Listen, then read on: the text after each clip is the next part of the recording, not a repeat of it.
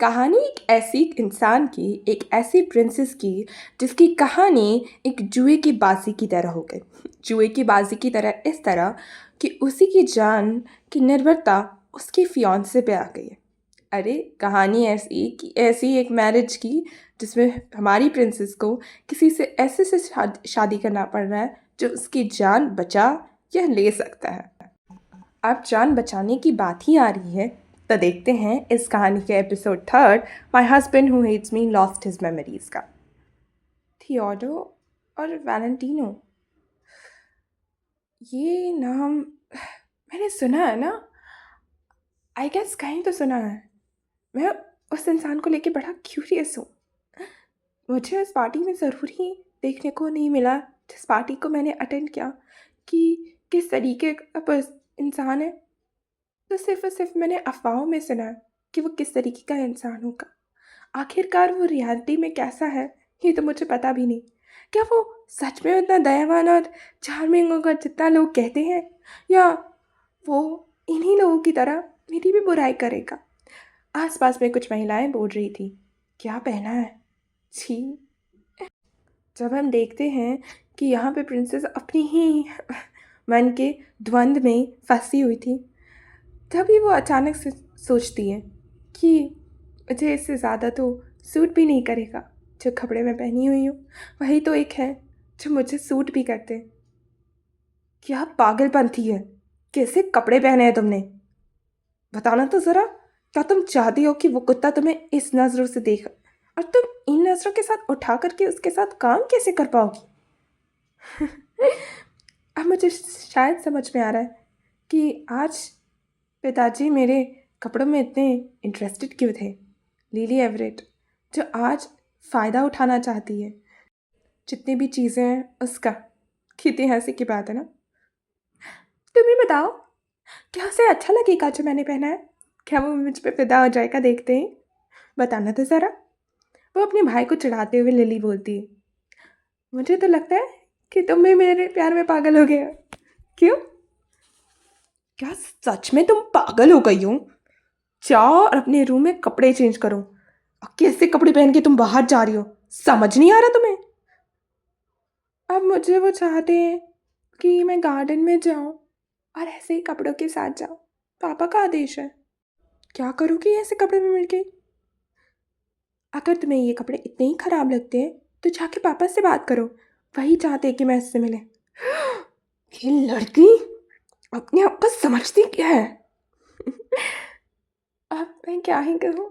Lily Everett एक मुस्कान के साथ घर से निकल जाती है। आखिरकार उसे अपने फियांसे और उसके लक का डिसाइडर से जो मिलना था। मुझे एटलीस्ट एक कोट तो लेके ही आनी चाहिए थी, लिली सोच रही थी। पापा, क्या आपको लगता है कि वो मेरे चेहरे से मोहित हो जाएगा? यही सोच रही थी तभी उसका अचानक से आवाज़ आते, क्या तुम आगे सामने जाओगे? तुम एक बार भी रुकोगी नहीं? आखिरकार ये किसकी आवाज़ थी? थियोडोर वैलेंटिनो, उनकी? कहीं ना कहीं हमारी प्रिंसेस शर्मा रही थी।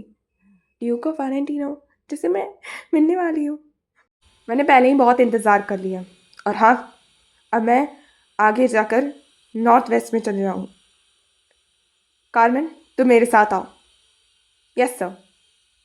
यहाँ पे प्रिंस की नज़र पीछे रहती है, पर यहाँ पे पीछे किस पे रहती है?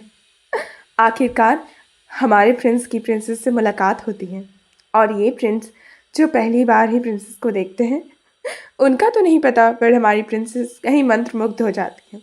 वो देखते ही आंखें हटा नहीं पाती है। अब प्रिंस बड़े हैरानी से देखते हैं कि आखिरकार ये कौन है जो उन्हें इतनी चाहत से देखे जा रही। प्रिंसेस की आंखें भी एक इनोसेंस और एक भावना को जता रही थी जो किसी को समझ नहीं आ रहा। ऐसा तो लग रहा है जैसे वो मुझे देख ही रहे थे। वो अपने मन ही मन सोच रही होती है, ये इस वजह से तो नहीं कि जो मैंने पहना है वो तुम्हें उन्हें बुरा तो नहीं ना लग रहा? तुम्हें ठंड नहीं लगती ऐसे कपड़ों में? प्रिंसेस शर्माई हुई समझ नहीं पा रही थी कि आखिर कहे तो क्या कहे। वो अपनी सर उठाती ही हैं। क्या? तब प्रिंस बड़े प्यार से कोट को उसके आसपास में डाल देते हैं और कहते हैं, सफ़ेद आँखें, एमरल्ड सफ़ेद बाल, एमरल्ड आँखें, लिली एवरेट, तुम ही हो ना? लिली यहाँ समझे, बट ये ड्रेस अच्छा नहीं है अगर आपको वॉक करना है। लिली शर्मा जाती है। कार्मेन, चलो चलते हैं। कार्मेन पीछे की तरफ देखता है पर वो कुछ नहीं बोल पाता इस वक्त। कहीं ना कहीं लिली एवरेट उस एक मुलाकात से मंत्रमुग्ध हो चुकी थी। वो कहीं ना कहीं मान चुकी थी कि जिस पति के साथ वो शादी करने वाले वो इतना भी बुरा नहीं और उसकी काइंडनेस से उसे लगा नहीं। कॉन्ग्रेचुलेशन लिली एवरेट, आखिरकार तुमने ड्यूक का तो दिल जीत ही लिया होगा ऐसे कपड़ों में जो उनको सड्यूस करने के लिए गई थी। तुम्हारा और पापा का प्लान लगता है काम कर गया। लिली एवरेट यहाँ चाय पीने की कोशिश कर रही थी बट वो बकवास नहीं सह पा रही थी। लगता है वो तुम्हें पहली ही रात मार देना चाहता होगा जान से। पापा ने थियोडोर वैलेंटिनो को प्रेशर किया कि वो मुझसे शादी करें। जो अभी के राजा हैं उनके पास तो इतनी ताकत है ही नहीं कि वो पूरी तरीके से राज कर सके। डेलाक्रॉयस एंड अल्बीनीस, उन्हीं के पास पूरी की पूरी पावर है उनको हेल्प करने की। और अगर वो चाहते हैं तो मेरे पापा के सर्विलेंस से कभी भाग भी नहीं सकते। ज़्यादा खुश मत हो, नॉर्दर्न पार्ट को बचाने के लिए उसने तुमसे शादी करने के लिए राज़ी हो क्या? अरे तुमसे शादी करके वो सोच रहा है कि एवरेट खानदान का उसे ताकत मिल जाएगा। थियोडोर वैलेंटिनो, उसके लिए तो मुझे बुरा लगता है। उसको तुम्हारे को इसी वजह से शादी करनी पड़ रही, बट वो तुम्हारे सारे पापा के रूल्स फॉलो करेगा क्या? वो जो चाहेंगे उसकी सारी इच्छाएं पूरी।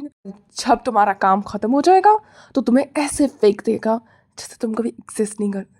तुम एक दिन ऐसे मर जाओगी कि तुम्हें ना चूहा ना पंछी किसी को भी नहीं पता चलेगा कि तुम कहाँ गई।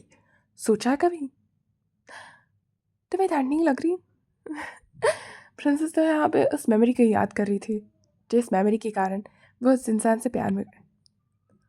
देखो लिली, तुम एक काम करो, मेरे सामने भीख मांगो। भीख मांग के देखो मेरे सामने, शायद मैं तुम्हें बचा लूँ। यहाँ एक छोटे से ईगो के साथ एक प्रिंस खड़ा था।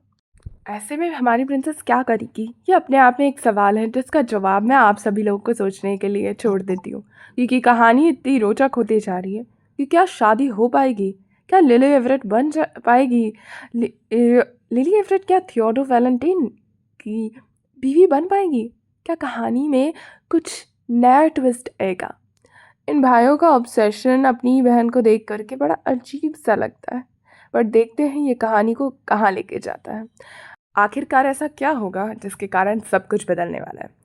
ऐसे ही वीडियोस के हमारे चैनल को सब्सक्राइब, इस वीडियो को लाइक करना भूलेगा नहीं। और हाँ, सभी को मेरा बहुत बहुत सॉरी, जानवी पटेल, बाकी सारे लोगों जिन्होंने anime one, I am so sorry to all of you यार। जैसा कि मैंने कमेंट्स में अनाउंस किया था, अगर आपने पढ़ा या नहीं पढ़ा, मैं बैक टू बैक 20 एपिसोड्स लाने वाली हूँ एंड 20 एपिसोड अलग अलग सीरीज़ के रहने वाले, जितने भी मैंने इनकम्प्लीट छोड़े हैं। सो सी यू देयर, बाय।